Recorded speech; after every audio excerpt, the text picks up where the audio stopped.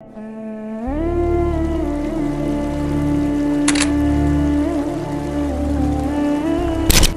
خلقنا الانسان فی کبد، بے شک ہم نے انسان کو بڑی مشقت میں پیدا کیا ہے۔ سورہ انشقاق کے اندر بھی اس طرح کی آیات آئی تھی، میں نے ڈیٹیل گفتگو کی تھی کہ ہر شخص مشقت میں پیدا کیا گیا ہے، پیدائش سے لے کے مرتے دم تک انسان مشقت میں، خصوصاً جب وہ جوانی کی عمر میں قدم رکھتا ہے تو مشقت میں اضافہ ہو جاتا ہے، اور وقت کے ساتھ ساتھ انسان پہ برا وقت ہی آتا ہے، اچھا وقت نہیں آتا۔ انسان کی مصروفیات بڑھ جاتی ہیں، انسان کی تگ و دو بڑھ جاتی ہے، اولاد کی تربیت کا معاملہ، ان کے رزق کا بندوبست کرنا، ظاہر ہے اللہ نے اسباب کے ساتھ چیزوں کو جوڑا ہوا ہے، تو پوری زندگی انسان مشقت کاٹتا رہتا ہے۔ لیکن کامیاب ہیں وہ لوگ جن کی یہ مشقت اللہ کے لیے ہوتی ہے، چاہے وہ اپنے بیوی بچوں کے لیے بھی کر رہے ہیں، لیکن خدا ٹاپ پرائرٹی رہے، اللہ کو ترجیح اول مانے۔ جیسے ہی اللہ کے حوالے سے ترجیح ہٹ گئی تو آپ کی بڑی سی بڑی نیکی بھی زیرو سے ملٹیپلائی ہو جائے گی۔ ایک شخص رزق حلال کما رہا ہے، اس کے لیے نیکی ہے، لیکن اگر اس کی وجہ سے وہ نمازیں چھوڑ رہا ہے، روزے چھوڑ رہا ہے، اللہ کے احکامات کو پامال کر رہا ہے، تو یہ اس کی نیکی پھر کس کام کی ہے؟ وہ تو پھر کئی اور لوگ بھی کر رہے ہیں۔ کیا دنیا میں لاکھوں غیر مسلم ایسے نہیں ہیں جو حلال کما رہے ہیں؟ بڑے بڑے اپ رائٹ قسم کے لوگ ہیں، اس طرح کے آپ کو مسلمانوں میں دکھانے مشکل ہو جاتے ہیں، لیکن جب تک خدا کے ساتھ کمٹمنٹ نہیں ہوگی آپ کی نیکیوں کا آپ کو فائدہ نہیں ہوگا۔ تو انسان کو مشقت میں اللہ نے پیدا کیا، ماں کو بھی مشقت اٹھانی پڑتی ہے، باپ کو بھی اٹھانی پڑتی ہے، اور انسان جب یعنی بچپن میں تو اس کی بڑی بادشاہ والی زندگی ہوتی ہے، جو جوانی میں قدم رکھتا ہے اس کی مشقت کا دور شروع ہو جاتا ہے، حتیٰ کہ انسان اس زندگی سے فارغ ہو جاتا ہے۔ اتنی تکلیفیں اٹھانے کے بعد ابھی آخرت کی تکلیفیں باقی ہے۔ اگر کسی نے دنیا میں اللہ کی مرضی کی زندگی گزاری تو اس کی یہ مشقت عارضی ہے، ہمیشہ کی کامیابیاں اس کا مقدر ہے، اور اگر کسی نے دنیا اپنی مرضی کی گزاری تو یہاں پہ کتنی عیاشی کر لے گا، وہ الٹیمیٹلی مر کے ہمیشہ کی زندگی میں اللہ تعالیٰ کہ حضور اسے ناکامی کا سامنا کرنا پڑے گا، اور ہمیشہ کی مشقتیں، ذلت اور عذاب اس کا مقدر ہونے والی ہیں، وَلِعَوْذُ بِاللَّهِ تَعَالَى۔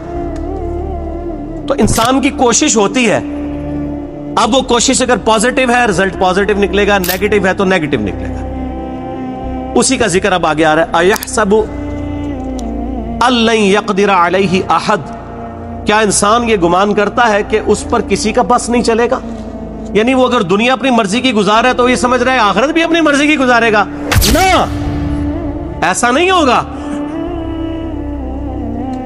یقول اہلکت مالا لبدا، بڑے فخر سے کہتا ہے کہ میں نے تو بڑا مال خرچ کیا ہے۔ اسپیسیفکلی تو اشارہ ہے مشرکین عرب کے ان امیر لوگوں کی طرف جن کا ذکر قرآن پاک میں کئی جگہ ہے کہ وہ بڑا فخر کرتے تھے کہ ہم حرم مکہ کی جو خدمت ہے وہ ہمارے ذمہ ہے، ہم یہاں پہ حاجیوں کے اوپر جو ہے وہ خرچہ بھی کرتے ہیں، اللہ کی راہ میں لوٹاتے ہیں۔ اللہ فرماتا ہے ان اعمال کا فائدہ نہیں ہے جب تک تم اللہ کی توحید اور اس کے نبی علیہ السلام کی رسالت پر ایمان نہیں لاؤ گے، شرک سے کنارہ کشی اختیار نہیں کرو گے، تو یہ حاجیوں کے اوپر کھانا پینے کے اوپر پیسے صرف کرنا، یہ مال جو تم لگا رہے ہو اور بڑی اکڑ رہے ہو کہ اللہ کے حضور اس کا کوئی اجر ملے گا، کوئی اجر نہیں ہے اس کا۔ اَيَحْسَبُ أَن لَّمْ يَرَهُ أَحَدٌ، کیا وہ خیال کرتا ہے کہ اسے کسی نے نہیں دیکھا؟ اس کو نہیں پتا یہ تم لوگ کس لیے کر رہے ہو؟ وہ کرتے تھے صرف اپنی عمارت کو جتانے کے لیے، ریاکاری کے لیے، لوگوں پہ اپنی جو دولت ہے اس کا روب ڈالنے کے لیے۔ جس طرح آج کل بھی آپ دیکھتے ہیں لوگ مساجد کے اندر وضو خانے بنواتے ہیں، ٹوائلٹس بنواتے ہیں، قالین ڈلوا لیتے ہیں، تو باقاعدہ وہ کئی جگہ پہ تو دیکھا گیا نیم پلیٹ لکھوا دیتے ہیں کہ وضو خانہ فلاں کے لیے ہوا ہے، فلاں کے سالے ثواب کے لیے۔ بھئی اگر سالے ثواب کے لیے بھی ہے تو اللہ کو تو پتہ ہے نا، آپ کے لکھنے کا تو اللہ محتاج نہیں ہے، نیکیوں کو تو چھپانا چاہیے، یہ خطرہ ہے کہ آپ کی نیکیاں برباد ہو جائیں۔ اور کئی لوگ تو جو ہے وہ حرام کے مال سے جو ہے اس طرح کے معاملات چل رہے ہوتے ہیں ان کے، اور وہ یہ سمجھتے ہیں کہ ہم اللہ کی راہ میں تھوڑا سا پیسہ خیرات کر کے اپنے باقی کے مال کو حلال کر لیں گے، ایسا نہیں ہوگا۔ اللہ تعالیٰ بہت غیرت مند ہے۔ صحیح مسلم میں حدیث ہے قیامت والے دن ایک سخی کو ایک شہید کو اور ایک قاری کو بلایا جائے گا. اللہ تعالیٰ شہید سے پوچھے گا تجھے میں نے اتنی صحت دی, گیون سرکمسٹانسز تیرے لیے فیوریبل کیے, تو نے اس کے بدلے میں میرے لیے کیا کیا؟ وہ کہے گا یا اللہ میں نے جان دے دی. اور کیا کرتا؟ سب سے بڑی قربانی یہی ہو سکتی.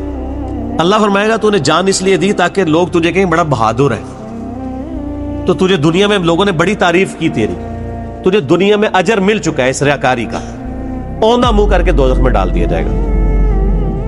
بولے اعوذ باللہ تعالی اللہم اجرنا من النار, آمین. سخی سے اللہ پوچھے گا تجھے اتنا مال دیا تھا تو نے میرے لیے کیا کیا ہے؟ کہ یا اللہ میں نے اتنا صدقہ اور خیرات کیا تیرے علم میں, حتیٰ کہ میں نے مسجدوں میں نیم پلیٹ بھی اپنے نام کی لگوائی ہے, تجھے نظر نہیں آتی وہ پلیٹیں؟ یہ میں کہہ رہا ہوں اس کی ایکسپلینیشن میں. اللہ فرمائے گا تو نے اس لیے سب کچھ کیا تاکہ لوگ کہیں بڑا سخی ہے, تو دنیا میں تیری بڑی تعریف ہوئی ہے. آج بھی آپ دیکھ لیں, میں نام لیے بغیر کہتا ہوں, لاکھوں کے دسترخوان روزانہ کے چلا رہے ہیں حرام کے مال کے اوپر, اور لوگ ان کی بڑی تعریف بھی کرتے ہیں. دیکھیں جی چلے جو کچھ بھی ہے غریبوں کو کھلا بھی تو رہا ہے نا. یہ کرائٹیریا دنیا میں ٹھیک ہے. یہ فرزانہ ڈاکو والا معاملہ جو ہے نا, وہ کہ بھی ایک ڈاکو وہ امیروں سے لوٹ کے غریبوں کی مدد کرتا تھا, یہ فلموں میں اچھا ہے, اللہ تعالیٰ کے لیے نہیں ہے. اللہ تو ایک کسی بھی کرٹیکل ریزن کی وجہ سے زیرو سے ملٹیپلائی کر دیتا ہے سب کچھ.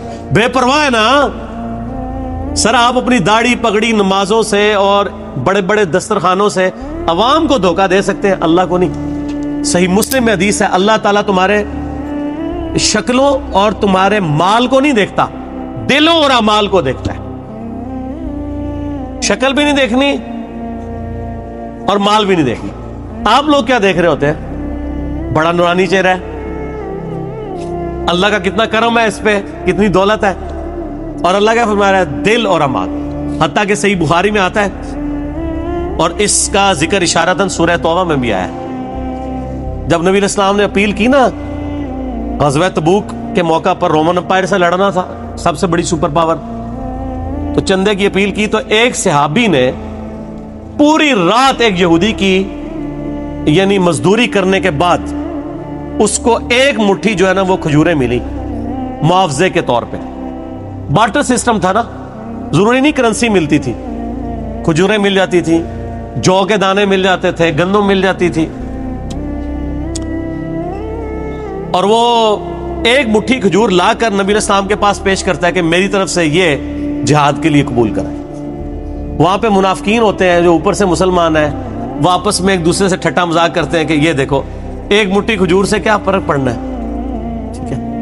اور نبی علیہ السلام اتنے خوش ہوتے ہیں کہ آپ علیہ السلام ان کھجوروں کو وہ جو جتنا مال ہے اس کے اوپر یوں بکھیرتے ہیں اور فرماتے ہیں یہ سب پہ بھاری ہے. پیچھے اخلاص ہے نا. اسی لیے دیکھیں نیکیاں قیامت والے دن گنی نہیں جانی, تولی جانی ہے.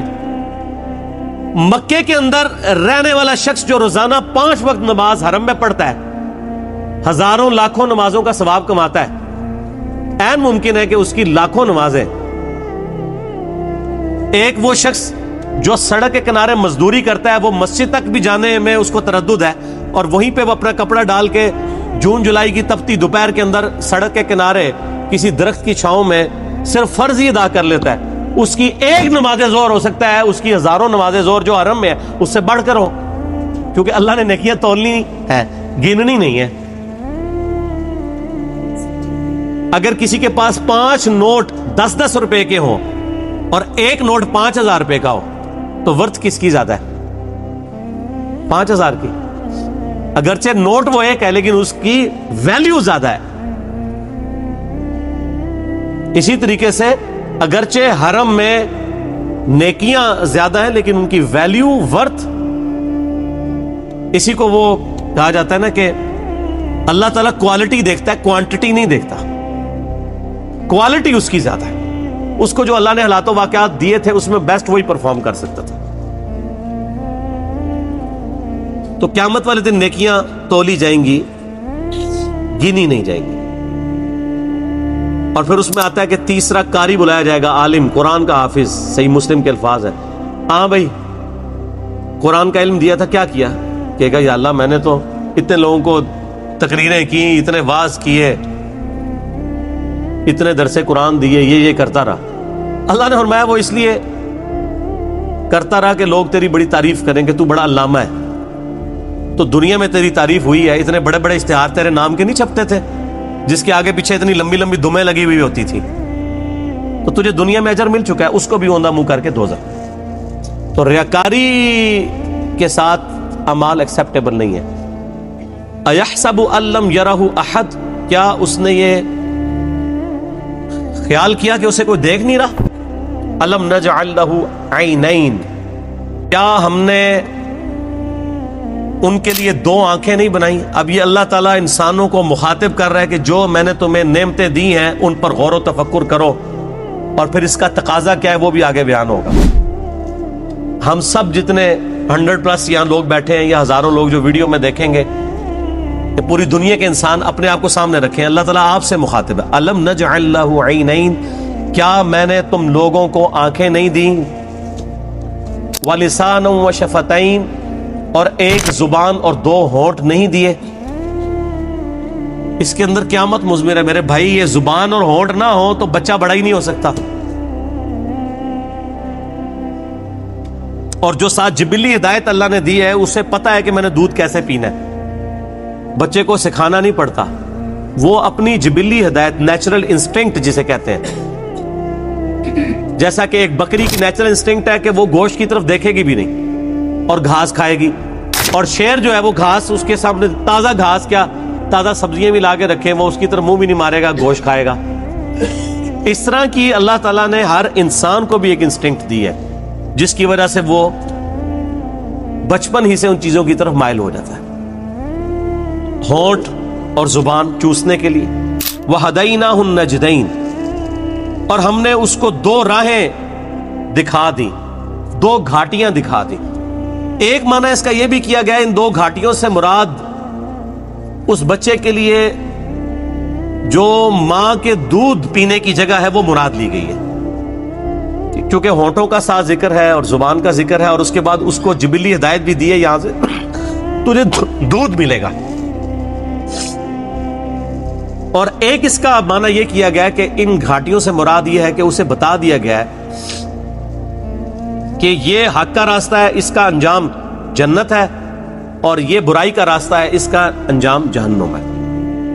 اِنَّا هَدَيْنَاهُ السَّبِيلَ إِمَّا شَاكِرًا وَإِمَّا كَفُورًا, ہم نے ہدایت کا راستہ دکھا دیا ہے, چاہے شکر گزاری کی روش اختیار کرو خواہ نہ شکری کی.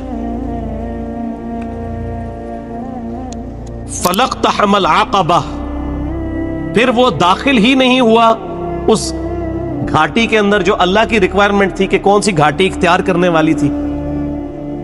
وما ادراک ما العقبہ, اور تمہیں کیا پتا ہم کس گھاٹی کا ذکر کر رہے ہیں. فک رقبہ, وہ گھاٹی ہے غلاموں کی گردن کو چھڑانا. میں اکثر کہتا ہوں کہ یہ جو مال خرچ کرنا ہے نا, یہ اللہ تعالیٰ کو اتنا محبوب ہے کہ قرآن حکیم میں نماز کے پیرلل ہمیشہ اللہ کی راہ میں صدقہ کرنے کا ذکر آیا ہے. اور یہاں پہ تو دیکھیں اس سے ہٹ کے نماز کا کہیں ذکر ہی نہیں, اللہ کی راہ میں خرچ کر, غلاموں کو آزاد کروانا. غلامی کا دور تھا, آج اس کی ماڈرن فارم یہ ہے کہ کوئی مقروض ہے اور آپ کو اللہ نے رقم دی ہے تو آپ اس مقروض کو اس قرضے سے نجات دلا سکتے ہیں. او اطعام فی یوم ذی مسغبہ, یا بھوک والے دن قحط کے عالم میں کسی بھوکے کو کھانا کھلانا. یہ ہے وہ گھاٹی جو تمہیں عبور کرنی, یعنی جیب ڈھیلی کرنی ہے اللہ کے لیے. اللہ کے لیے جیب وہی ڈھیلی کرے گا جس کی یہ عقیدت ہوگی اللہ کے ساتھ, اور یہ عقیدہ وابستہ ہوگا کہ میں جو مال اللہ کی راہ میں خرچ کر رہا ہوں الٹیمیٹلی اس کا بدلہ مجھے اللہ تعالی نے آن دا ڈے آف ججمنٹ, قیامت کے دن دینا ہے. دنیا میں تو اگر آپ سے گورنمنٹ کہے کہ آج 10 روپے خرچ کرو, ہفتے بعد 1 لاکھ روپے لے لینا, تو سب لوگ کہیں گے جی ہمارے پاس تو کافی پڑے ہوئے گھر, یہ بھی لے لیں. اور لاکھ کے ساتھ ڈبل شاہ کے کئی واقعات آپ کے ملک میں نہیں آتے. اور اللہ کیا فرما رہا ہے سورہ البقرہ میں, 700 گنا تک کر کے لوٹاؤں گا, 700 گنا. اور یہ فرمایا جس کے لیے چاہوں گا اس سے بھی زیادہ اس کے لیے لوٹا دوں گا. اتنا بڑا پروفٹ تو کوئی بھی نہیں دیتا. اور اس دن جس دن کی کرنسی صرف نیکی ہے, قیامت کے دن, قرآن حکیم میں کئی جگہ آیا نا، اگر کسی شخص کو یہ اختیار دیا جائے کہ اس زمین اور اس کے مثل اور سونا، پوری زمین جتنا سونا بھی خیرات کر دیا جائے، تو کہے گا یا اللہ میں خیرات کرتا ہوں، مجھے دوزخ سے رہائی مل جائے۔ تو یہاں تو اللہ تعالیٰ آپ سے اتنا بڑا سونا ڈیمانڈ نہیں کر رہا، گیون سرکمسٹانسز میں جو جتنا افورڈ کر سکتا ہے اللہ کی راہ میں خرچ کرے۔ بھوکے کو کھانا کھلانا، اور یہ کھانے کھلانا چاہیے۔ آج کل یہ جو بھوکے جعلی قسم کے پھر رہے ہیں نا زیادہ تر، ان کو بھی جو ہے نا ایڈریس کرنے کا بڑا آسان طریقہ ہے۔ جو کہتا ہے نا جی میں نے روٹی کھانی ہے، مجھے 10 روپے دیں، اس کو کہ چلو روٹی کھلا دیتے ہیں، آؤ ہوٹل پہ بیٹھو کھاؤ روٹی، پیمنٹ کر دوں گا۔ وہ بیسیکلی پیسہ مانگنے کے لیے انہوں نے ایک جو ہے ذریعہ اڈاپٹ کیا ہوا ہوتا ہے۔ انہوں نے وہ روٹی نہیں کھانی ہوتی ہے، وہ پروفیشنل ہوتے ہیں۔ لیکن یہ یاد رکھیے گا قرآن حکیم میں ایون اگر کوئی پروفیشنل بیگر بھی، کوئی بھکاری آپ کے پاس آ جاتا ہے، آپ کو یہ اجازت نہیں کہ آپ اسے ڈانٹیں۔ آپ ڈانٹیں گے نہیں اسے، بلکہ آپ اس کو جو ہے وہ پیار محبت کے ساتھ جو ہے وہ اس کے راستے کے اوپر چلا دیں گے، اسے کہیں گے بھائی اللہ تعالیٰ آپ کی مدد فرمائے۔ ڈانٹنے کی اسلام میں اجازت نہیں ہے۔ اگر آپ پیسے نہیں دے سکتے تو یہ حق آپ کو کس نے دیا کہ آپ کسی کو ڈانٹیں؟ آپ نے کیا اس شخص کو خریدا ہوا ہے کہ آپ اسے ڈانٹیں گے؟ کوئی آتا ہے آپ اس کو دعا ہی دے دیں کہ اللہ تعالیٰ آپ کی اس پریشانی کو دور فرمائے۔ اور اگر کوئی روٹی کا طلبگار ہے اور آپ کھلا سکتے ہیں تو ہوٹل پہ اس کو لے جائیں، کھلا دیں۔ اور آپ دیکھیں گے اکثر لوگ ہی فارغ ہو جاتے ہیں۔ کئی لوگ مسجدوں میں کھڑے ہوتے ہیں، او جی جیب کٹ گئی ہے، فلاں شہر جانا ہے، کرایہ چاہیے۔ آپ ان کو اگر کہیں کہ ہاں آپ کو بس میں بٹھا دیں تو 100 میں سے شاید 2 یا 3 بندے تیار ہوں گے۔ تو مقصد تو ان کا جانا تھا۔ میں تو یہی کرتا ہوں، اگر کسی کو اس طریقے سے معاملہ ہو تو میں تو پھر اس کو بس میں بٹھا کے آتا ہوں، کنڈکٹر کو کرایہ اس کے ہاتھ میں، اور ساتھ کیا کہتا ہوں کہ اگر یہ اترے تو کرایہ تیرا، چلو اس غریب کے کام آ جائے نا، اس کو نہیں دینا جس نے 2 نمبری کی ہے، جھوٹ بولا ہے۔ اگر ایسا کوئی کرے تو یتیمن ذا مقربہ، یا یتیم جو کہ رشتہ دار بھی ہو اسے کھانا کھلایا جائے، او مسکینن ذا متربہ، یا مسکین جو ہے جو خاک نشین ہے، مٹی پہ بیٹھنے والے جن کے پاس جگہ بھی نہیں ہے، ان کو کھانا کھلانا، یہ اللہ تعالیٰ کے حضور نیکیوں میں سے ایک نیکی ہے۔ ثم كان من الذين آمنوا وتواصوا بالصبر وتواصوا بالمرحمہ، پھر اس کے بعد ایمان والوں سے جو ایک دوسرے کو نصیحت کرتے ہیں صبر کی، اور ایک دوسرے کو رحمت کی نصیحت کرتے رہتے ہیں۔ دیکھیں اللہ کی راہ میں صدقہ اور خیرات کرنے کے بعد اللہ تعالیٰ نے ایمان لانے کا ذکر کیا ہے، اور اللہ کی راہ میں جو صبر و استقامت ہے اس کا ذکر کیا ہے، صرف امپورٹنس بتانے کے لیے کہ اللہ کی راہ میں جیب ڈھیلی کرنے کی کتنی امپورٹنس ہے۔ ایمان لانے والے، صبر اختیار کرنے والے، اور صبر کی تلقین کرنے والے، یہ تو خیر ڈیٹیل آگے سورۃ العصر میں آئے گی نا، جو 4 کامیابی کے لیے شرائط ہے، ان میں آخری 2 شرائط یہی ہیں کہ آپ نے حق بات کی تلقین کرنی ہے اور صبر کی تلقین کرنی ہے۔ اولئک اصحاب المیمنہ، یہی وہ لوگ ہیں جو قیامت والے دن دائیں ہاتھ والے ہوں گے، یعنی ان کا نامہ اعمال ان کے دائیں ہاتھ میں دیا جائے گا۔ والذین کفروا، وہ جو انکار کرنے والے ہیں، ناشکری کرنے والے ہیں، بآیاتنا، ہماری آیات کی، ہم اصحاب المشأمہ، وہ لوگ ہوں گے بائیں ہاتھ والے، علیہم نار مؤصدہ، ان پر قیامت کے دن آگ چھا رہی ہوگی۔ والعیاذ باللہ تعالی، اللہم اجرنا من النار، آمین۔ یہ قرآن کا اسلوب ہے کہ جب بھی اہل ایمان کا ذکر ہوتا ہے نا تو ساتھ ہی ساتھ فاسقین کا اور اہل جہنم کا بھی ذکر ہوتا ہے۔ اہل جنت کا ذکر ہوتا ہے تو اہل جہنم کا بھی ذکر ساتھ میں ہوتا ہے، کیونکہ دونوں چیزیں پیرلل میں ہیں۔ صرف یہ نہیں ہے کہ میٹھی نیند آپ کو سلا دیا جائے، تصویر کا دوسرا رخ بھی دکھایا جاتا ہے کہ بھائی بڑے معاملات سخت ہونے والے ہیں۔